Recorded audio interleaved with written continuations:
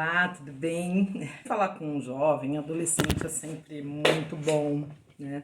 Porque um jovem, uma adolescente inserido nesses assuntos de cunho social, de respeito, que estão fazendo agora, é o reflexo daquilo que vai acontecer depois, mais tarde, em anos. Então, se a preocupação de vocês agora é a igualdade, entender esses fatores relacionados ao racismo, que são as perguntas que eu vou responder agora, então eu acredito muito que daqui a um tempo, que talvez eu não esteja mais viva para ver, mas a gente vai viver numa sociedade bem igualitária, tá bom? Então eu vou responder aqui as perguntas, a Camila vai ler para vocês, mas a pergunta 1, eu já vou na resposta, que é como você se sentiu a primeira vez que você sofreu racismo.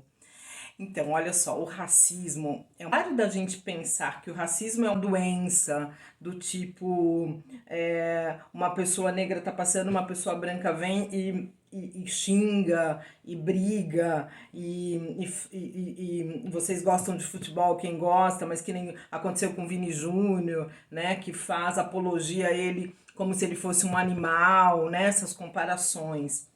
Então, a gente sempre imagina o racismo como sendo essa agressão violenta e que choca, né? Mas o racismo, ele não é somente essa violência, é também essa violência. O racismo é algo que é uma questão social, é uma questão que ele é tão natural que a gente às vezes nem percebe que tudo que está ao nosso redor relacionado à sociedade é um reflexo do racismo.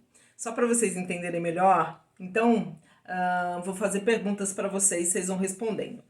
Quantos alunos negros tem na sala de vocês, né? Então você imagina que mais da metade da população é negra. E aonde estão esses negros dentro da sua escola? A outra pergunta é: nos lugares onde você frequenta, nos restaurantes, no clube, quantos negros tem dentro desse clube? O que significa isso? Significa que de alguma forma, que um dia a gente vai conversar muito sobre isso, se a Camila quiser, que de alguma forma, questões que aconteceram lá atrás refletem hoje no comportamento da sociedade, fazendo com que os negros não possam entrar e não estejam em determinados lugares. Eu vou tentar ser menos viajante e filósofa nisso tudo. Mas a questão é, eu acho que a primeira vez que eu me lembro, sendo bem exata, assim, que eu me lembro que eu percebi o racismo, mas ainda não entendi, eu tinha 12 anos, e a gente era sócio de um clube, do Clube dos Bancários, né, porque meu pai trabalhava no banco, e eu me lembro entrando a gente foi um dos primeiros sócios, e eu me lembro a gente entrando no clube, na sala de jogos, e eu com 12 anos olhei e eu não vi nenhuma pessoa negra. Aí eu fui pra piscina e não via nenhuma pessoa negra. E eu fiquei completamente deslocada naquele lugar. Então foi bem punk, assim, esse dia, tá? A segunda pergunta. Então, de novo, né? Aqui a pergunta é qual que foi a pior coisa que a pessoa já te fez, você sendo negra. Então, de novo, vamos sempre lembrar que não necessariamente é uma ofensa, como a gente viu daquele humorista, que a mulher pega ele, bate nele, briga, chama a polícia, e não deixa ele entrar no elevador e tal. Mas eu tenho uma questão que foi muito interessante na minha vida profissional. Eu sou publicitária, eu trabalhava num grande jornal, na verdade numa TV, num canal de televisão como publicitária, e eu fui contratada com a metade do salário que todo mundo ganhava, né? Aí você vai falar assim, mas devia ser alguma política e tal. Então, de novo, né? Algumas coisas, o racismo significa o quê, né? Antes da gente passar para a próxima pergunta, na verdade eu devia ter falado antes. O que significa o racismo? Significa uma violência contra pessoas por conta de gênero ou raça, né? Isso pode ser com negros, indígenas, etc. Nordestinos e tal, né? Então, quando alguém faz alguma coisa em virtude da cor da minha pele, significa que isso é racismo. Então, quando alguém acha que eu não posso subir no elevador com ela, e olha para mim de uma forma estranha, significa que essa pessoa está praticando racismo. Estou na praia e vem um garoto negro jogar e pede para jogar futebol e alguém olha meio assim e esse menino é negro e naquele momento você deixou um outro menino branco jogar, mas quando o menino negro entra e chega, vocês não deixam. Isso pode ser uma reprodução do racismo. Como é que a gente sabe disso? Como é que a gente percebe? Se a gente está fazendo isso em virtude da cor da pessoa, né? E o que aconteceu nesse trabalho, né, que eu tinha, quando eu fui ganhava metade do salário de todo mundo que era da minha equipe, nós éramos em cerca de 13 ou 14 pessoas, né? Eu era a única que ganhava aquele salário. Eu acho que isso talvez eu já tinha 30 anos, mais de 30, e talvez tenha sido uma das coisas mais dolorosas para mim. Porque eu não tinha como brigar, precisava do trabalho e sabia que, em função da minha cor, alguém julgou que eu era menos competente para exercer aquele cargo, apesar de eu ser uma boa profissional, tanto que eles me contrataram, mas não suficiente para ter a mesma equiparação salarial. Acho que essa foi a parte dolorosa pra caramba, assim. Né? Vamos lá, outra pergunta. Ueba, essas perguntas são boas porque eu tô podendo responder e falar algumas coisas que são semelhantes, né? Então a pergunta é: o racismo afeta a sua vida no dia a dia? O racismo é algo cotidiano, né? É algo corriqueiro. Você quer ver alguma outra coisa? Por exemplo, no cotidiano, às vezes eu tô no supermercado e sempre acontece, na verdade. Às vezes eu tô no supermercado e alguém pergunta pra mim se eu trabalho no supermercado. Ah, lembrei de uma coisa do meu cotidiano que é muito interessante. Eu trabalhava e morava no Rio de Janeiro e trabalhava e morava na mesma rua. E eu dirigi um escritório de publicidade no Rio, publicidade em cinema. E aí, como eu trabalhava e morava, eu acabava, tipo, correndo na praia, mas ao mesmo tempo me vestia de salto, né, para as reuniões. E uma mulher me parou na rua. E ela disse assim: ah, posso te fazer uma pergunta? O que você faz? Do que você trabalha? Porque eu te vejo sempre aqui. E para quem não conhece o Rio, o lugar onde eu morava, que era perto da Lagoa Rodrigo de Freitas, é um lugar muito de gente rica, né? E essa mulher me parou na rua para perguntar o que eu fazia, que eu estava sempre lá. Essa foi uma questão bem interessante. E agora, assim, tem uma pergunta que eu gostei muito, que é a pergunta 4. Na verdade, gostei de todas, né? Que é se você já contou para as pessoas sobre esse corrido e como que essa pessoa reagiu. Olha, é uma questão muito, muito delicada essa, né? Por quê? Por exemplo, os meus pais, quando eu contei aquela coisa do clube que eu entrei, eu falei pro meu pai, eu falei com ele assim: ô pai, será que um dia a gente vai ter um clube só de pessoas negras? Meu pai falou: que isso, menina? Né? A gente é todo mundo igual e tal. Por quê? Porque na cabeça que a gente foi acostumado de que o negro era inferior, etc., a gente acaba, as pessoas acabam achando que a gente tá com um negócio que vocês já ouviram falar que é mimimi. Ai, que mimimi, ai, agora não pode falar mais nada. Como se aquilo não tivesse sendo uma dor em você, né? Então, eu acho que vocês devem ter em torno de 13 anos.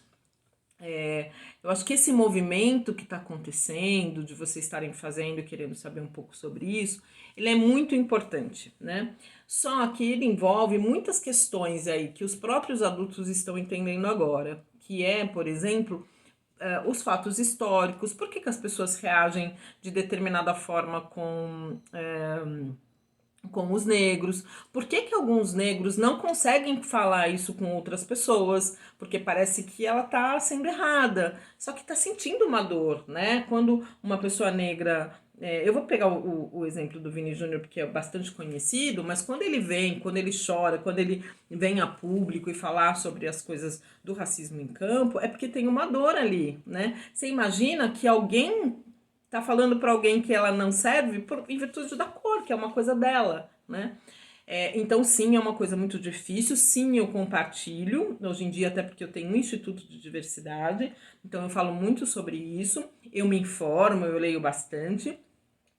Mas eu já tive pessoas próximas a mim, como minhas amigas, como algumas amigas minhas que são amigas brancas, que não entendiam isso, né? Então é um trabalho bem delicado, bastante delicado, assim. Mas o que eu quero dizer é que se você ou foi vitimado ou esteve próximo de alguém que foi vitimado pelo racismo, que sofreu racismo, é bem legal aproveitar a Camila, aproveitar os professores que estão abertos a isso e bater esse papo mesmo, sabe? Porque às vezes os nossos pais, principalmente os nossos pais, forem brancos, ou até mesmo se você é fruto de relacionamento interracial, quer dizer, pai branco ou mãe negro, ou vice-versa, né? O amor não se discute, nada se discute, mas o atravessamento racial sim. Então, algumas vezes as pessoas dizem que é mimimi, que isso não aconteceu, que imagina, como meu pai disse lá atrás. Mas o racismo é alguma coisa que acontece sim, tá? E as reações, elas são diversas. Cara, olha só, essa pergunta pega até no meu emocional, né? Qual que é o meu conselho para as pessoas que sofrem racismo? Eu acho que falar pouco, mas existe uma coisa do acolhimento, sabe? É uma coisa do você abraçar a pessoa que sofreu o racismo, de você. A primeira coisa que eu faço não é falar, mas acolher. Acolher é entender que a pessoa está sentindo uma dor, né? Porque ela está sendo preterida por causa da questão da pele.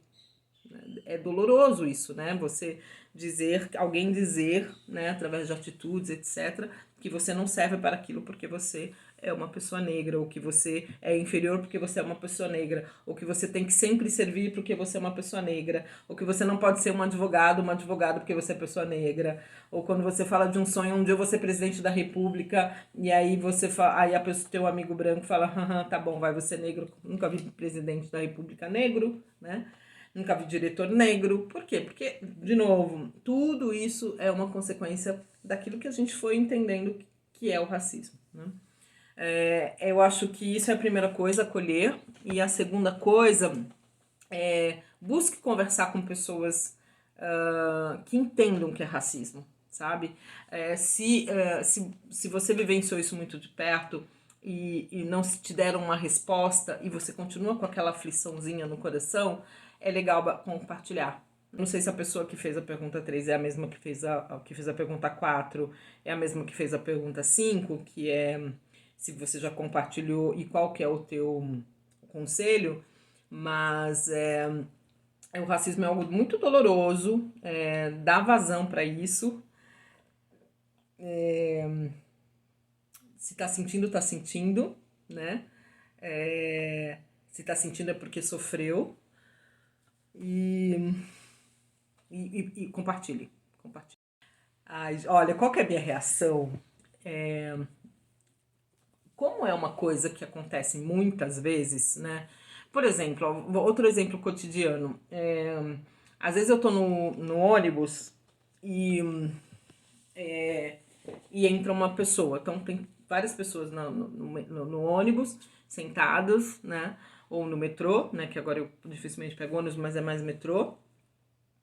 E entra uma pessoa, uma senhora. Ela normalmente vai para uma pessoa negra, mesmo eu sendo mulher e tendo homens sentados. É uma coisa que passa pelo machismo, mas que também tem a ver com o racismo, do tipo, você tem que levantar, né? Então, a minha reação ela é diversa, né? Tudo depende do dia. Porque tem dia que eu tô afim de explicar pra pessoa, tem dia que eu não tô afim de explicar pra pessoa, tem dia que eu tô de saco cheio de tanta, né, de tanta situações cotidianas que são reflexo do racismo. Então, sei lá, por exemplo, uma coisa também que é muito normal é as pessoas quererem mexer no meu cabelo. É, esse tempo agora eu vivi uma situação aqui no meu condomínio que o rapaz que veio arrumar o interfone perguntou pra mim: Nossa, nunca tem ninguém aqui na casa porque faz mó tempão que tá esse interfone pra ser arrumado. Eu falei: Por que você tá perguntando isso? Ele falou: Não, porque você trabalha aqui, né? Daí eu falei: Por que você achou que eu não posso ser a dona da casa? que te faz? Ele, não, pelo amor de Deus, eu não tô dizendo isso. Eu falei, não, você não tá dizendo, você disse isso, né? Por algum motivo você acha que eu não posso morar nesse condomínio e ser a dona dessa casa, né? Então, tem dia que eu respondo, tem dia que eu vou com calma. Esse homem, por exemplo, ficou com o olho cheio d'água, emocionado. Olha, a senhora me desculpe, eu não queria dizer isso. Eu falei, então você não queria, mas você disse, né? E aí ele falou, ah, mas o que? Sabe, isso nunca, não acontece comigo e tal. Daí ele falou, aí eu contei isso pra pessoa responsável aqui no né, no condomínio, e aí a pessoa responsável, poxa, mas ele sentiu. Eu falei assim, ele sentiu hoje, eu sinto isso há 50 anos, né? Porque eu tenho 50 anos, então eu sinto isso há 50 anos. Então não há formas de você vivenciar ou de você entender o racismo sem ficar constrangido em algum momento. Você vê que louco, né? A pessoa acha que eu não posso morar aqui, né? Assim, ela me confundiu com o empregado. Não passou pela cabeça dele a possibilidade de eu ser dona e de eu morar nessa casa e ser a dona da casa e tal. Enfim, cada dia a reação é uma. Então tem dias que eu brigo, tem dias que eu ignoro, tem dias que eu falo, você tem um tempinho para conversar, para eu te explicar por que você está dizendo isso, né?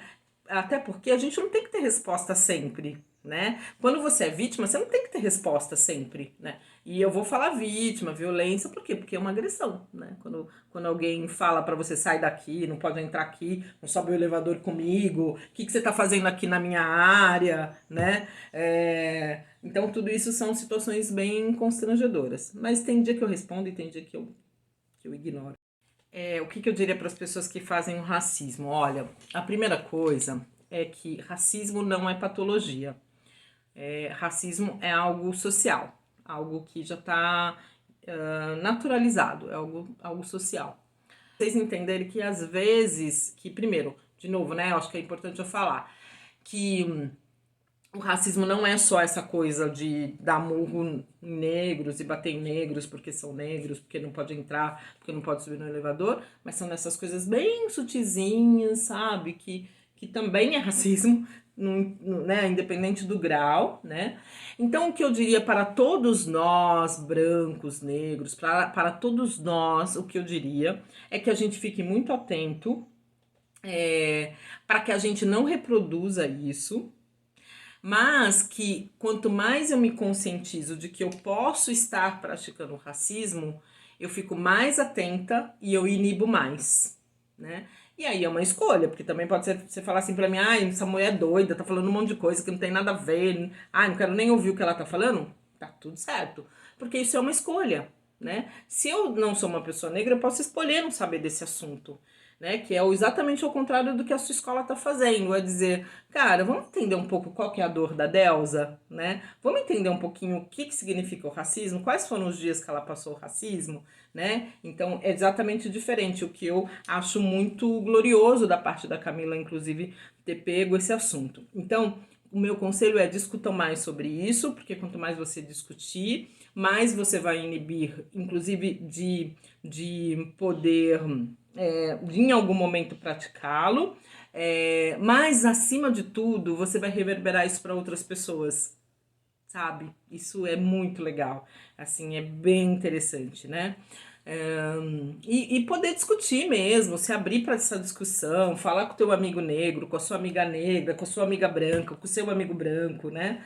Eu acho que e isso de ser branco, de ser negro, parece uma separação, mas a separação a gente só usa esse termo porque a gente tem que identificar. Mas vai chegar um tempo que eu tô que nem Martin Luther King, eu tenho um sonho de que negros e negras vão sentar juntos à mesa e os nossos filhos e netos vão sentar juntos à mesa sem que a gente tenha que discutir isso.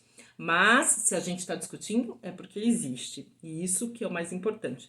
Então o meu conselho é: se informem cada vez mais, discutam cada vez mais, porque assim a gente consegue inibir e e ter uma fala que a gente chama de antirracista. Pergunta interessante, né? Diante dessa sua história de vida, você tem fome de quê? Eu sou bem satisfeita com o que eu venho construindo ao longo da minha vida. Eu acho que essa nitidez que eu tenho de que eu posso ocupar os lugares Isso é muito bom, né? Então, desde uma viagem que não é igual, não foi igual para mim, né? As minhas condições não foram iguais às minhas amigas brancas, mas eu batalhei muito. E quando eu digo que eu batalhei muito, não quer dizer que eu tenho méritos e tá vendo como todo negro consegue, eu não quero entrar nesse ponto, porque a gente só pode comparar aquilo que tem uma saída igual, né? Como o negro, ele já vivencia algo que, por exemplo, né, se a discriminação é uma coisa natural, então quer dizer que o negro ele já nasce como se ele tivesse, né, não tivesse esse privilégio de ser branco, né? Assim, então, partindo do princípio de que o racismo já as pessoas, né, é estrutural, faz parte da estrutura.